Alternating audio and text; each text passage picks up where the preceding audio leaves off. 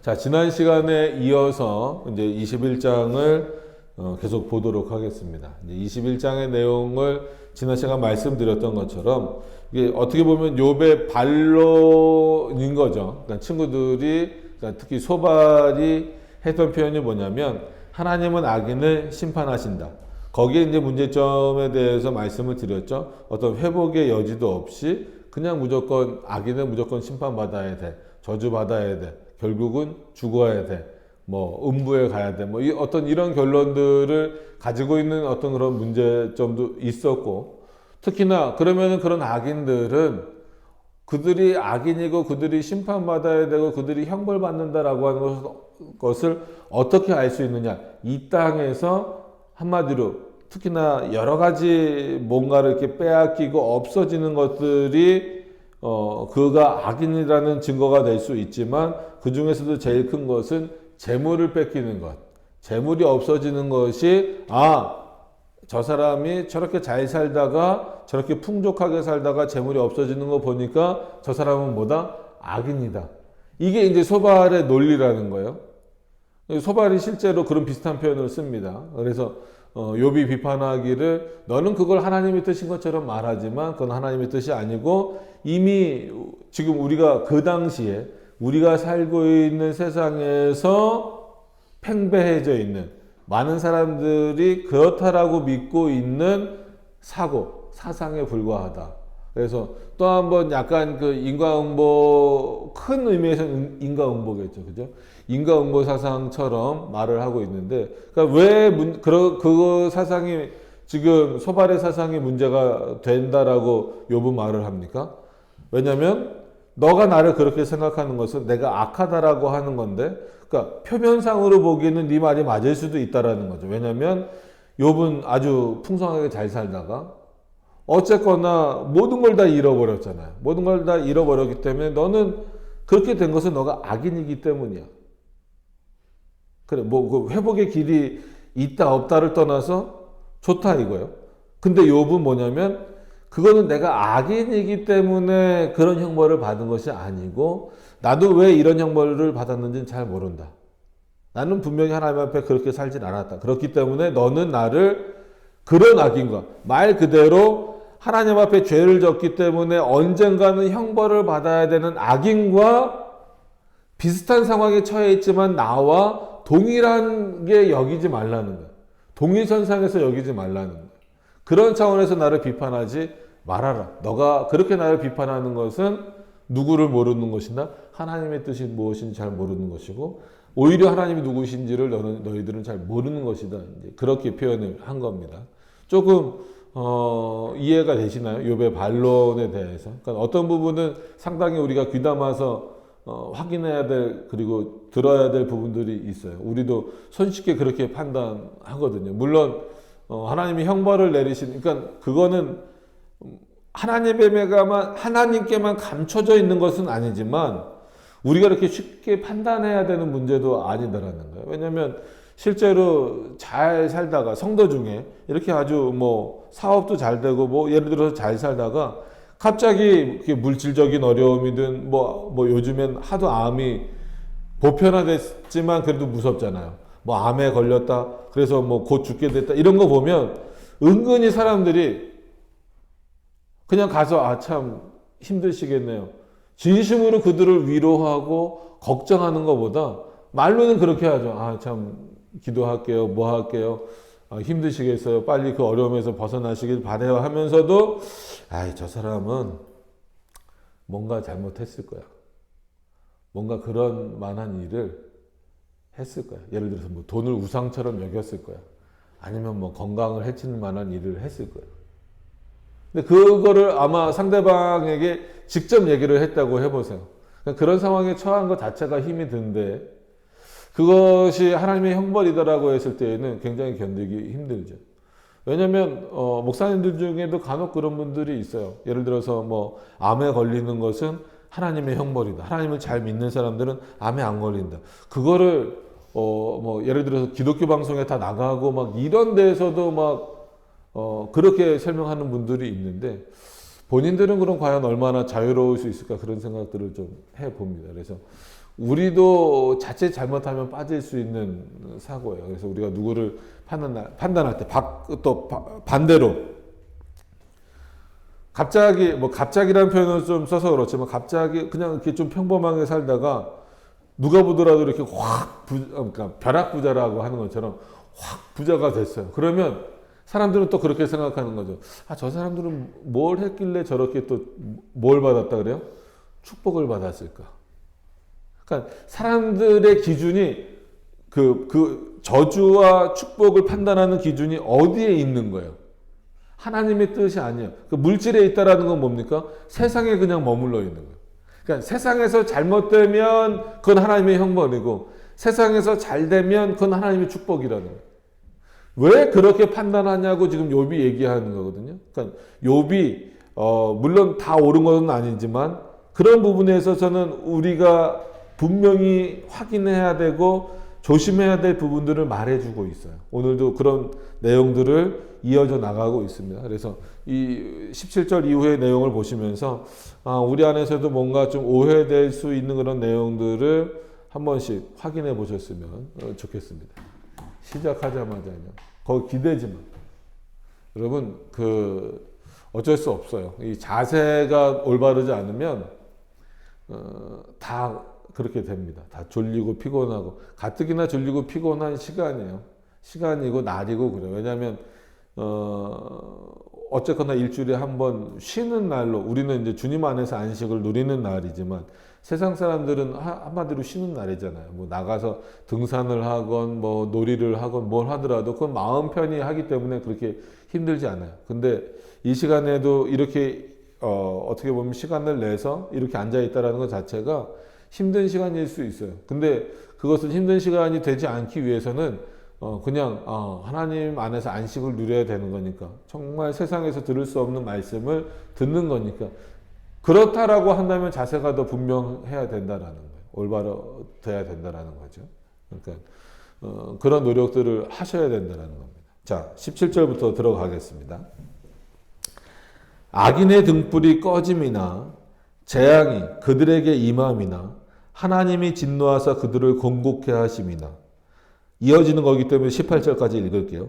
그들이 바람 앞에 건불같이 그러니까 완전히 타서 없어지는 거 있잖아요. 그거는 마른 건불이 되다 이런 거는 요즘은 잘 안 쓰는 표현이긴 하지만 이제 마른 잎처럼 그러니까 마른 잎은 생명이 없는 거잖아요. 그러니까 건불같이 폭풍에 불려가는 겨같이 얼마나 잘 날아가겠어요. 그러니까 우리나라는 그 정도 태풍은 아니라고 하지만 이제 점점 세지잖아요. 뭐 얼마 전에 왔던 흰남노나 이런 거 보세요. 막 거의 뭐 포항이나 이런 데다 집어삼킬 만큼 그렇잖아요. 미국이나 이런 데 보면 허리케인들 오면은 1년 작물이 완전히 다 날아가 버리잖아요. 그럼 불려가는 겨같이 되는 일이 몇 번이나 있었느냐. 이거는 참 그냥 문자적으로 보더라도 상대적으로 비교를 해보더라도 악인과 의인 물론 그러면은 이제 분명하게 좀 나눌 수 있죠. 하나님을 믿지 않는 자들과 하나님을 믿는 자들을 동일선상에 놓고 한번 생각해 보자 이거예요. 그러면 우리가 쉽게 생각할 때는 하나님이 자신을 믿지 않는 자들에게 더 그들이 안 되게 하시겠지. 그게 우리의 일반적인 상식이에요. 그 상식으로 하나님께 들어갔다간 하나님을 이해하려고 했다간 이런 오해들이 벌어진다라는 거예요. 더 억울해진다라는 거예요. 그래서 기도할 때도 그렇게 기도하시면 안 되고 하나님 앞에 서실 때도 그렇게 서시면 안 된다라는 거예요. 자, 똑같은 사람이에요. 똑같은 사람이고 예를 들어서 아예 가정을 그렇게 해봅시다. 여기 이제 뭐 겨 나오고 건불 나오니까 똑같이 천평의 논을 짓는다고 한번 생각을 해보세요. 근데 한 사람은 그리스도인이고 한 사람은 이제 비그리스도이니까 뭐 그냥 의인, 악인 이렇게 한번 해봅시다. 그러면 우리는 생각할 때 하나님께서 누구에게 더 은혜를 주셔야 될 것 같아요? 그리스도인들에게 더 은혜를 주셔서 그리스도인의 논에게서 더 풍성한 것이 나고 악인의 논에게서는 쭉정이만 나고 진짜 막 망하게 하시고 이래야 될 것 같은데 자, 제가 여기까지만 예를 들어드렸습니다. 세상에서 정말 그렇습니까? 생각보다 그렇지 않은 경우가 많아요. 여러분 뭐 우리나라는 이제 기독교가 들어온 나라라서 그럴 수도 있지만, 그러면 우리나라에서 재벌들 중에 그리스도인들이 많을까요? 비그리스도인들이 많을까요? 비그리스도인들이 훨씬 많죠. 여러분들이 잘 아는 삼성, 현대, LG, SK 이런 회장들이 교회 다닙니까? 안 다녀요. 그들이 악인이다 이런 차원을 떠나서 안 다녀요. 그죠? 잘 되잖아요. 근데 그럼 기독교 국가를 놓고 보더라도, 그럼 지금 기독교 국가의 미국이나 유럽 이런데 그 부호들 보세요. 표면적으로는 기독교 국가이기 때문에 성경과 떨어지지 않는다 할지라도 그런 인물들이 말하는 표현들을 보세요. 어떤 면에서는 전부 다 비상식적인 내용들, 그러니까 비성경적인 내용들이 훨씬 많아요. 근데 그들을 하나님이 어떻게 하셨느냐라, 어떻게 하고 계시느냐라. 우리 입장에서 보면 내버려 두시는 거예요. 더 잘되게 내버려 두시는 거예요. 그러니까 욥도 그런 얘기를 듣는 거예요. 그러니까 지금만 그런 것이 아니라 그때도 그랬다라는 거예요. 누가 보더라도 하나님을 잘 섬기지 않는 자들임에도 불구하고 하나님이 그들을 치고 계시냐? 아니지 않느냐? 그럼 왜 그들은 내버려 두시느냐?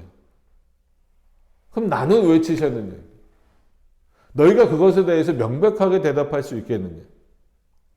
그래, 내가 죄가 있을 수 있다 하더라도 그런 악인들과 비교해서 보았을 때에 욥은 그래도 객관적으로 그들보다는 난 건 사실이죠. 그죠? 그거를 부정할 수는 없잖아요. 그런데 그들은 여전히 아무 일이 없는 것처럼 살지만, 그럼 나에게는 왜 이렇게 어려움이 찾아왔냐? 그것을 너희가 한번 대답을 해봐라. 내가 그들보다 얼마나 더 큰 죄를 졌길래. 인간의 상식으로 대답할 수 없는 일이다라는 거죠. 19절에 보세요. 하나님이 그의 죄악을 쌓아두셨다가 그 자손에게 갚으신다 하거니와. 이런 표현이 있다. 하나님이, 그러면 이것도 우리 상식에는 안 맞는다는 거예요. 맞아요. 그죠? 우리가 바라는 건 뭐예요? 누가 잘못을 했어요. 그러면 그 사람이 혼나기를 바라지, 쌓아뒀다가 자손을 치는 게 무슨 의미가 있나? 왜냐면 그러면 그 자손은 억울하게 당하는 거잖아요. 억울하게 당하는 거예요. 그리고 실제로 그 잘못을 한 그 악한 그 사람은 형벌을 받는 거예요? 안 받는 거예요? 안 받는 거죠. 쌓아뒀다가 자손들에게 줘버리면, 그 죄악의 내용, 그 형벌을 내려버리시면.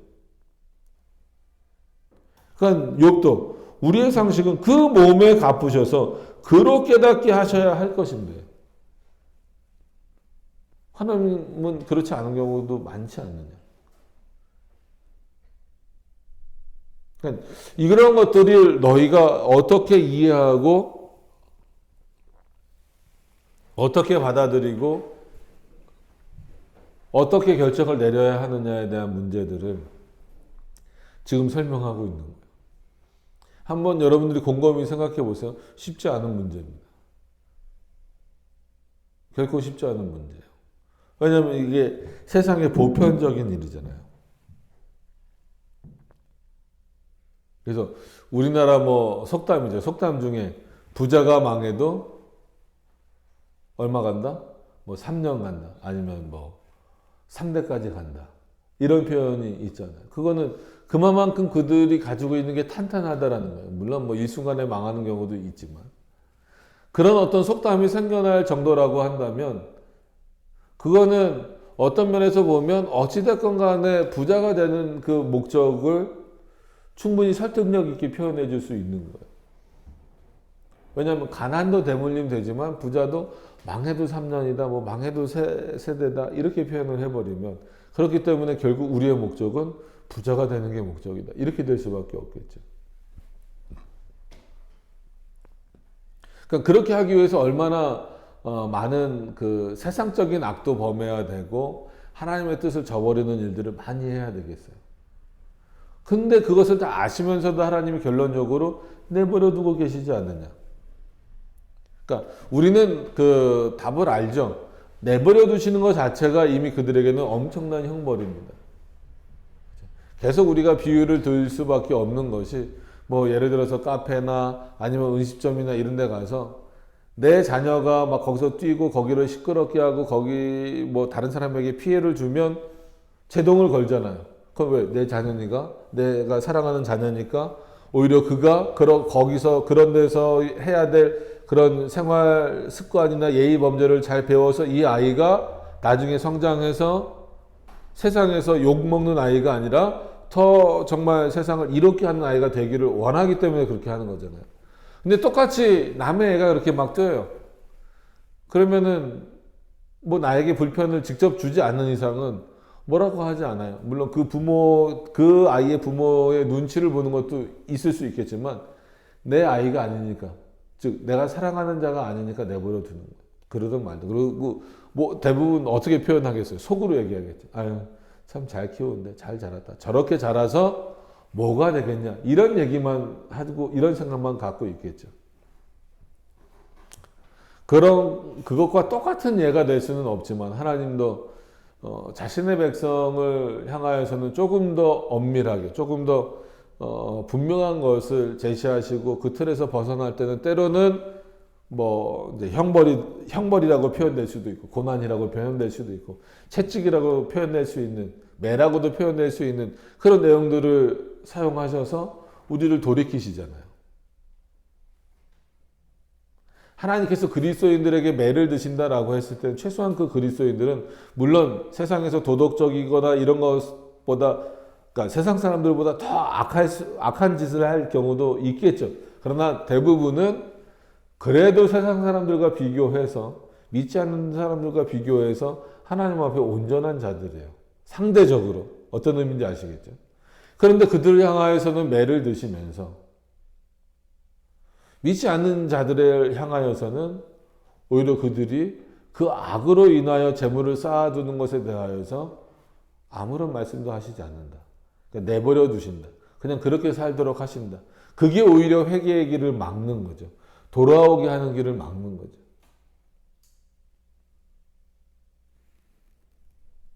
그들은 이미 세상에서 형벌을 받고 있는 것과 똑같다라고 하는.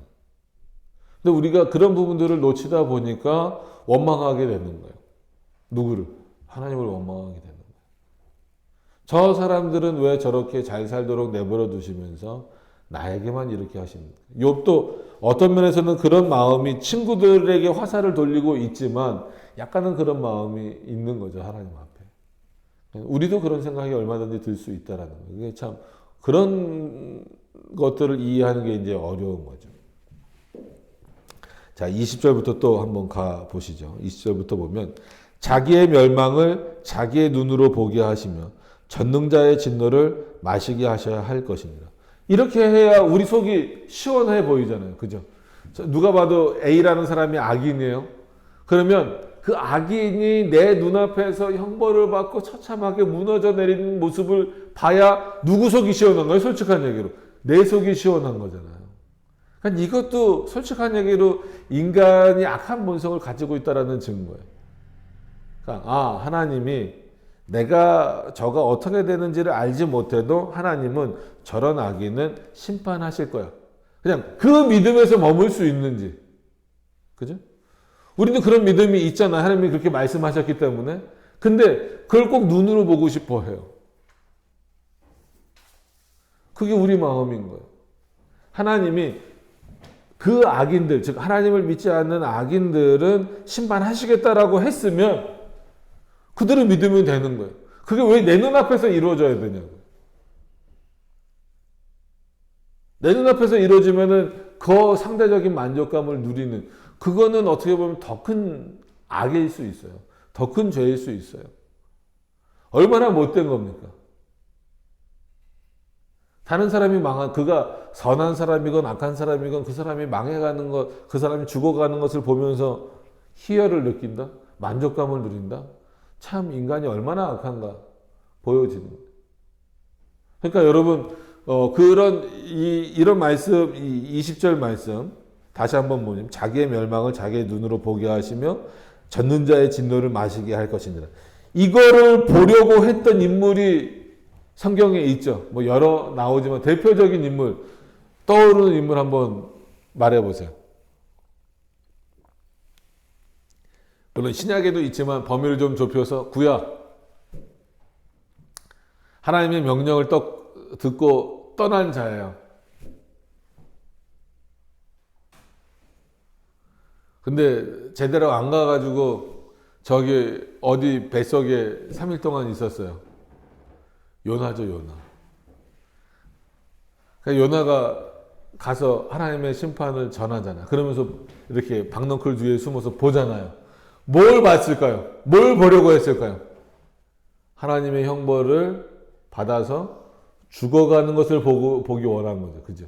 자기 눈앞에서.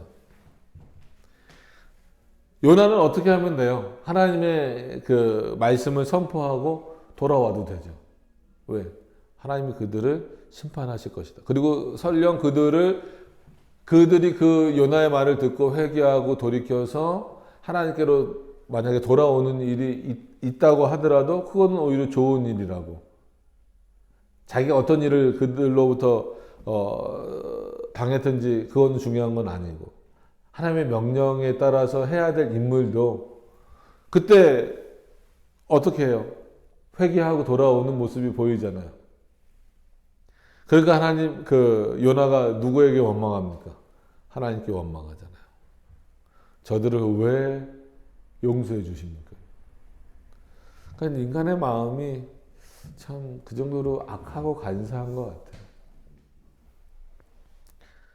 나에게 뭔가 손해를 준 사람, 나에게 뭔가 나를 해롭게 한 사람이라면 더욱더 그러는 것 같아요.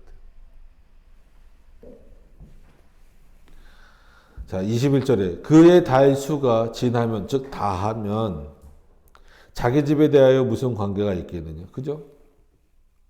이 땅에서의 삶을 다하면 죽은 이후에는 아무런 상관도 없어요. 뭘 할 수 있는 것도 아니에요.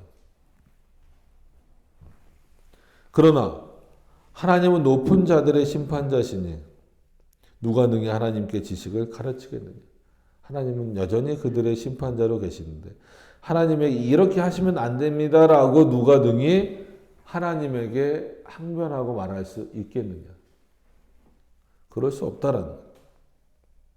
어떤 사람은 23절입니다. 어떤 사람은 죽도록 기운이 충실하여 평강하며 아니라고. 이것도 한편으로 보면 불공평이라고 생각할 수 있죠. 그죠? 왜냐하면 당장 우리가 들 수 있는 예를 보더라도 모세만 하더라도 그 기력이 쇠하지 않았다 그랬어요. 그래서 모세가 죽게 되었을 때 과연 그냥 일반 사람들처럼 아픔을 누리다가 이렇게 아픔을 누리는 건 아니죠. 아프다가 힘들다가 이렇게 죽지 않았을 거다라는. 어떤 면에서는 진짜 말 그대로 잠자듯이. 왜냐하면 그가 눈도 밝았고 기력이 쇠하지 않은 상태에서 하나님은 이제 내가 너를 데려가겠다라는 거잖아요. 근데 꼭 그런 예는 아니라 할지라도 그런 경우가 많아요. 어떤 사람은 죽을 때도 기운이 충실해요. 정말 좋아요.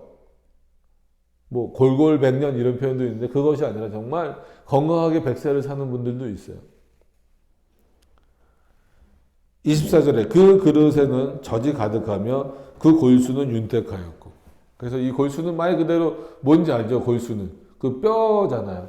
그래서 이 뼈가 그러니까 약하게 아무래도 이제 연세 드신 분들이 나이가 들어가면 들어갈수록 뼈가 단단해집니까? 아니면 뼈가 약해집니까? 약해지잖아요. 그래서 그거를 골다공증이라고 부르기도 하고 그래서 어른들은 조그만 충격에도 이제 뼈가 부러지고 막 이렇잖아요. 근데 아무리 어른이 됐어도 그 한마디로 골수가 단단하다면 부러집니까? 안 부러집니까? 잘 안 부러지죠. 그죠?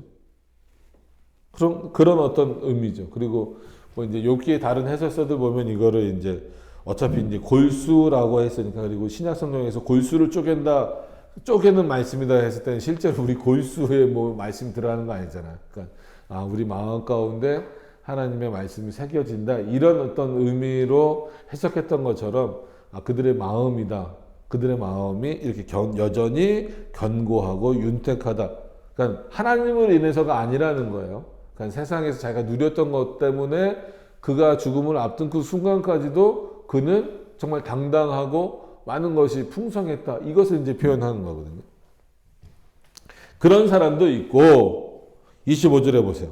어떤 사람은 죽도록 마음에 고통하고 복을 맛보지도 못하였어도. 그러니까 일평생 그렇게 살 수도 있잖아요. 그죠? 참 힘들고 어렵게. 아, 복이 뭐야? 잘 사는 게 뭐야? 평안한 게 뭐야? 태어나서부터 뭐 몸이 아프다든지 아니면 태어나서부터 진짜 부모도 모르고 뭐 그런 거 많이 나오잖아요. 뭐 입양 갔다가 아니면 뭐 어디 쫓겨갔다가 뭐 막 이런 어떤 삶을 살았고 그런 인물들도 분명히 있어요. 근데 26절이 참 중요합니다. 이 둘이 일반으로, 그러니까 세상에선 분명히 완전히 그냥 천양지차가 나도록 살았음에도 불구하고 이 두 사람은 결과적으로 어떻다. 이 둘이 일반이니 흙 속에 눕고 그 위에 구더기가 덮이는구나. 이거를 안다면 세상에서 잘 되고 못 되고 이것으로 복과 저주를 함부로 판단하지 말라는 거죠. 그러면 궁극적으로 욥도 어떻게 될까요? 그 생명을 마치게 되면 아무리 화려한 관을 짜놓고 거기를 잘 만들어 놓는다 할지라도 그냥 다른 사람들과 죽은 것 똑같다라는 일반이라는. 그래서 전도서를 한번 잠깐 찾아보세요. 자, 요 시기가 애매해요. 에어컨을 틀기도 그렇고 히터를 틀면 또 덥고 그죠? 그러니까 더 집중을 못하고 피곤해하는 것 같아요. 어쩔 수 없어요. 제가 앉아 있어도 아마 그럴 것 같긴 한데 그래도 집중을 하셔서 이 시간 또 보내셨으면 좋겠습니다. 그런 차원에서 한번 좀 손도 놀리고 눈도 놀리고 좀 그래서 이렇게 나태해지는 걸 좀 한번 깨보세요. 자, 전도서 2장입니다. 구약성경 947페이지에 한번 펴보세요. 전도서 2장 14절부터입니다.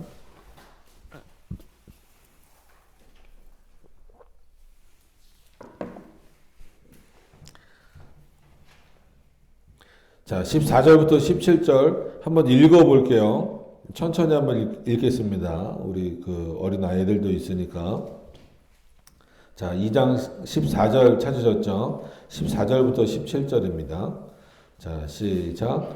지혜자는 눈이 밝고 우매자는 어두움에 다니거니와 이들의 당하는 일이 일반인 줄을 내가 깨닫고 심중에 이르기를 우매자에 당한 것을 나도 당하리니 내가 어찌하여 지혜가 더하였던고.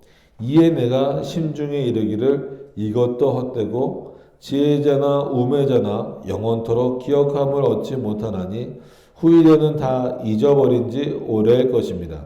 오호라 지혜자의 죽음이 우매자의 죽음과 일반이로나 이러므로 내가 사는 것을 하나였느니 이는 해 아래서 하는 일이 내게 괴로움이요 다 헛되어 바람을 잡으려는 것이미로다.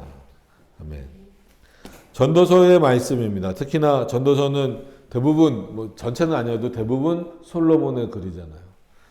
잘 알고 계시는 것처럼 솔로몬은 전무후무한 뭐를 받았어요? 지혜를 받았죠.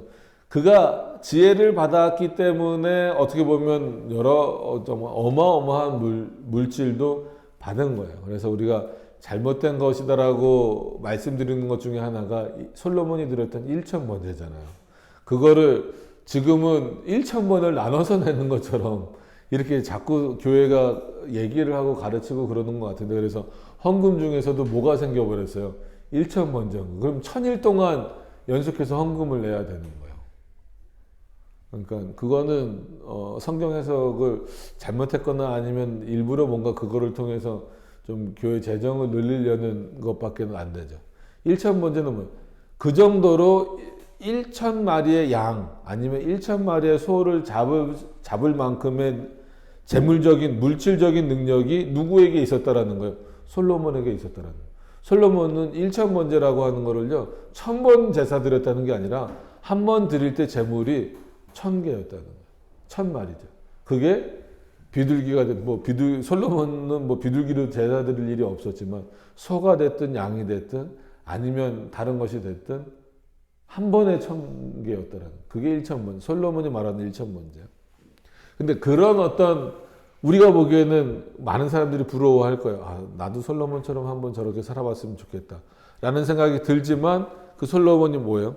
헛되다. 지혜자나 우매자나 헛되다. 그들의 끝은 헛되다. 그들이 누리는 것은 다른 것 같지만 결국은 같은 것으로 헛되다라는 거. 오늘 이 그 26절 오늘 이제 욥기 22장의 26절을 보시면서 이 말씀을 드린 이유도 그 앞의 내용과도 연결되는 거지만 이게 이제 욥의 친구들 욥도 어떤 면에서는 스스로 얘기하고 있지만 놓치고 있는 부분이고 욥의 친구들도 놓치고 있는 부분이고 우리도 놓치고 있는 부분 중에 하나입니다. 과연 우리는 뭐가 다를 것이냐? 우리가 이 땅을 살아가면서 다른 것은요. 어떤 면에서는 한 가지밖에 없어요. 우리가 하나님의 백성이다라는 것 외에는 없습니다. 그것을 무슨 큰 벼슬인 것처럼 생각해서 그러니까 내가 잘 돼야지. 그러니까 내 자녀가 잘 돼야지. 그러니까 내가 건강해야지. 또 포커스가 그 중심이 하나님이 아니라 그렇게 나를 사랑하시고 나를 택하신 하나님이 아니라 또 내게로 오는 거예요.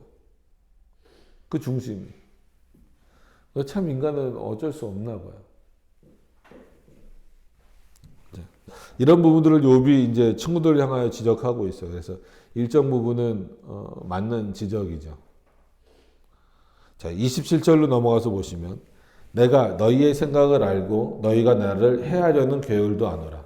그래서 이건 뭐 직접 죽이겠다 뭐 이런 해하려는 것이 아니고 욥으로부터 어떤 거를 인정하게 하려고 하는 거예요. 나는 죄인이다. 나는 이런 형벌을 받아 마땅하다. 그렇기 때문에 나는 죽을 죄인이다. 이런 어떤 것들을 좀 그 친구들이 욥으로부터 받으려고 하는 거잖아요. 그런 답변을 들으려고 하는 거잖아요. 그게 이제 너희가 나를 죽이려고 하는 거 아니냐 이렇게 표현을 하는 거죠. 너희 말이 왕후 집이 어디 있으며 실제 왕을 찾는 게 아닙니다. 그러니까 어떤 그 큰 자, 뭐 권력자, 뭐 이런 것들을 이제 표현한 겁니다. 그래서 너희 말이 큰 권력자, 큰 자의 집이 어디 있으며 악인의 거하던 장막이 어디 있느냐 하는구나. 아예 그냥 못을 박아서 너가 거했던 집이 어디 있느냐 하는구나 라는 거죠. 너희가 길 가는 사람에게 묻지 아니하였느냐 그들의 증거를 알지 못하느냐. 한번 우리가 뭐 이거를 똑같은 비유로 들 수는 없지만 우리가 억울함을 당할 때 하는 표현이 있잖아요. 야, 지나가는 사람 길 막고 물어봐. 뭐라고 대답하나. 약간 비슷한 어떤 비유일 수는 있어요. 그러니까 똑같은 것은 아니지만 이 당시 사람들도 결국은 욥의 입장에서는 그런 거예요. 너희들로 인하여서 너희들이 그렇게 나에 대해서 평가를 하다 보니까 수많은 주변의 사람들도 욥을 이제 바라볼 때는 어떻게 바라본다라는 거예요? 악인으로 본다라는 거예요. 아, 저는 저런 형벌을 받아 마땅한 인물이야. 그러니까 욥의 입장에서는 어때요? 억울할 수밖에 없죠. 그러니까 욥의 잘잘못을 떠나서 그의 신앙의 수준을 떠나서 신앙의 수준이 어떻다라고 하는 것을 떠나서 그냥 인간적인 모습으로 욥을 봤을 때 억울하겠죠. 그죠? 지금 가뜩이나 그냥 내버려 둬도 힘들고 뭐 개인적으로는 억울할 수 있는 상황이잖아요. 근데 그걸 옆에 친구들이라고 와가지고 더 한마디로 좀 표현이 그렇지만 들쑤시고 더 얘기하다 보니까 이제는 그 주변에 있는 욥을 바라보는 다른 사람들도 아 그런가 보다 이렇게 생각할 수밖에 없게 됐잖아요. 그러니까 나는 여전히 너희들 때문에 억울하다. 결국 나를 죽이는 일 아니냐. 이제 그렇게 표현을 하는 겁니다. 악인은 남기어서 멸망의 날을 기다리움이 되고 멸망의 날을 맞으려 끌려 나감이 된다 하느니라. 너희가 그렇게 말을 하고 있는데 물론 그들이 멸망의 날이 있다라는 것은 알고 있어도 멸망의 날에 끌려가기 위해서 준비하고 있는 자는 아무도 없다라는 거죠. 그죠? 저희도 그렇고 세상 사람들도 그렇고 어떻게 보면은 죽음은 급작스러운 거예요. 그게 아무리 병을 오래 앓고 뭐 예를 들어서 병원에서 아 이제 뭐 2개월 남았습니다. 3개월 남았습니다. 그렇게 얘기하더라도 전부 다 그건 급작스러운 개인적으로도 그렇고 주변 사람들에게 있어서도 급작스러운 거예요. 그가 나이가 어떻게 됐건 환경이 어떻게 됐건 상관없이. 그런데 이렇게 된다라고 너희가 감히 말할 수 있느냐? 만약에 너희들의 논리라면, 즉 엘리바스나 빌닷이나 소발의 논리라면, 이렇게 악인들은 자기의 죽음을, 즉 형벌로 인하여서 죽게 될 것을 알아서 벌벌 떨면서 죽음의 날을 기다리고 있어야 되는데 누가 그러고 있느냐? 그렇지 않지 않느냐? 31절에도 누가 능히 그들의 행위를 면박하겠느냐? 하나님이 가만히 계시는데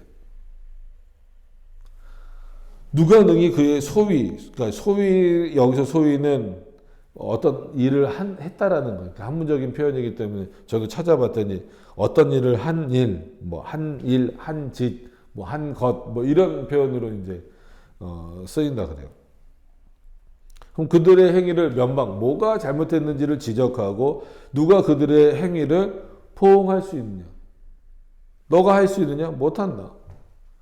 그를 무덤으로 메어가고 사람이 그 무덤을 지키리라. 여러분, 이 정도 되려면 그냥 문자적으로만 보더라도 이 정도 되려면 그는 부자여야 돼요. 그죠? 그러니까 뭐 무덤까지 데리고 가기는 하겠죠. 근데 무덤을 지키는 사람이 있다? 그건 부자일 수밖에 없어요.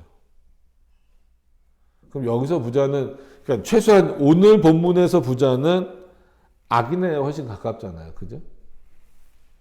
그럼 이 사람들은 죽어서도 그들의 관은 진짜 그렇게 살지 못한 자들이나, 그러니까 부유하게 살지 못한 자들이나 이 사람들이나 똑같이 그 관이 썩고 구데기가 생기겠지만 겉모양은 여전히 가난하게 살다 진짜 복이란 것도 모르고 살다 죽은 자들과는 다르게 이들은 화려하다. 근데 그게 무슨 의미고 이 화려함을 끝까지 유지하게 되는 게 과연 이게 올바른 것이냐? 너희의 논리대로 한다면 이들도 아무것도 다 없어져서 아주 비참한 죽음, 어디에 묻혔는지도 모르게 죽어야 되지 않느냐? 이 논리잖아요. 왜? 물질이 뺏겨져야 되니까. 소발의 논리라고 한다면. 그래서 33절에도 그는 골짜기의 흙덩이를 달게 여기고, 그러니까 이제 비유적인 표현이에요. 흙덩이가 어떻게 달겠습니까? 근데 이렇게 표현하는 것은 참 뭔가 풍족한 사람이다라고 하는 것을 말하는.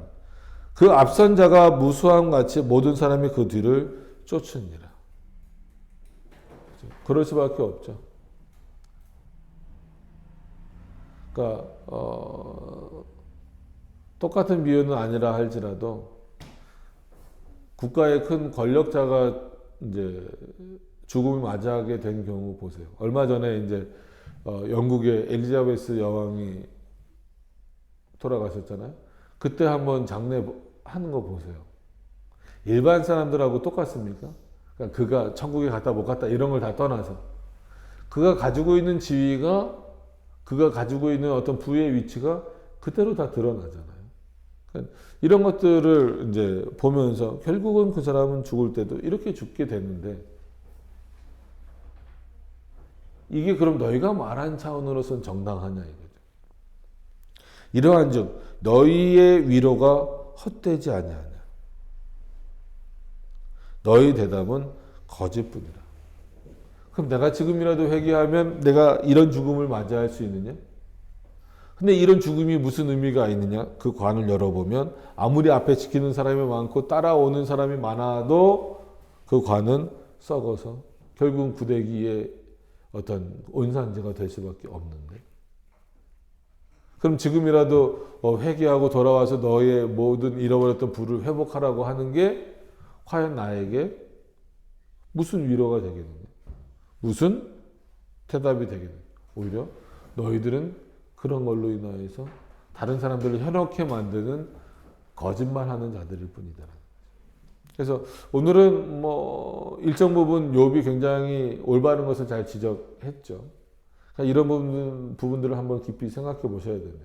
이때도 그렇고 지금 현대를 살고 있는 그리스도인들도 과연 내가 무엇 때문에 그리스도를 믿고 있는가, 하나님을 믿고 있는가? 그러면 뭘 바라면서 믿는 것인가? 뭘 도대체 어떻게 하나님이 나에게 채워주시기를 원하는가? 뭘 채워주시기를 원하는가라고 하는 그러한 부분들을 한번 깊이 생각해 보시면서 단순히 악인은 멸망받는다라고 하는 어떤 그런 진리의 내용과 별개로 악인들이 멸망당하는 모습을 직접 눈으로 보기를 원하는 그런 마음은 과연 우리에게 있어서 올바른 마음이냐라고 하는 그런 부분들, 이런 것들을 한번 생각해 보시면서 인간이 얼마나 악한가, 여전히 하나님의 은혜 안에 있고 하나님의 은혜를 누리고 있고 그 하나님의 은혜가 아니면 살 수 없는 자들임에도 불구하고 한편으로는 여전히 그 악한 모습이 사라지지 않고 남아있음은 이런 내용들을 통해서도 확인할 수밖에 없다, 확인될 수 있다라고 하는 겁니다. 그래서 좀 더 하나님의 뜻이 무엇이고 하나님이 우리에게 주시고자 하는 것이 무엇인가를 한 번 더 확인하셔서 우리가 왜 이 자리에 앉아 있는지, 그리고 왜 우리가 이 세상을 그리스도인으로 살아가고 있는지에 대해서 한 번 더 깊이 생각하실 수 있는 저와 우리 모두가 되실 수 있기를 바라며 우리 기도하도록 하겠습니다.